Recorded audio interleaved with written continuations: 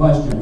And like we've done over here in the Seacoast, we need to continue to invest in the infrastructure around New Hampshire.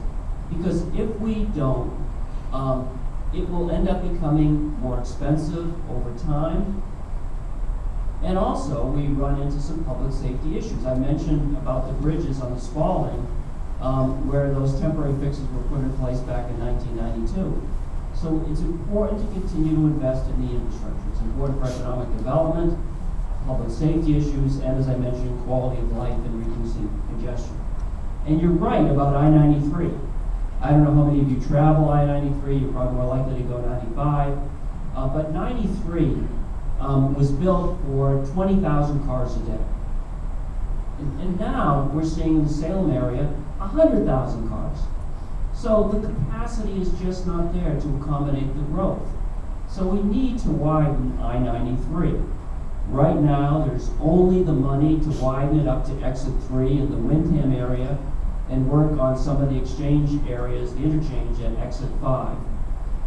So we're about $365 million short of the widening of I-93. And that's just one example.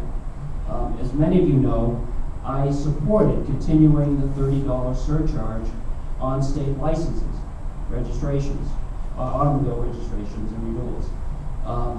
I continue to think that was the right way to go. If we had kept that $30, that would have funded the widening of I-93 all the way up to Manchester, and had money left over for some of these secondary roads. But the legislature voted to repeal that $30 surcharge on registration renewals. That said, I've said also to the legislature I'm willing to sit down with you and talk about other options that you might have. You know, I think they don't want to do that. I think they'd like to see the widening of I-93, but they don't want to pay for it. And you in the business world know that that can't happen. I've also been a proponent of at least continuing looking at the feasibility of rail. Rail going from Boston to Nashua to Manchester to Concord. And I'm not saying we do it tomorrow, but I'm saying we should continue to look at the feasibility of rail.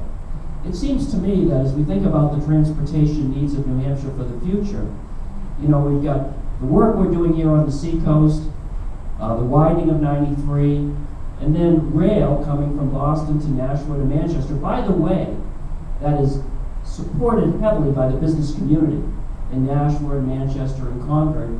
That would be a good vision for what we want our transportation to look like in 20 years. So I think we should continue to look at that. We should continue to look at public transportation. But it's not going to happen without adequate funds. And the legislature needs to be willing to appropriate the funds needed to keep up with the infrastructure.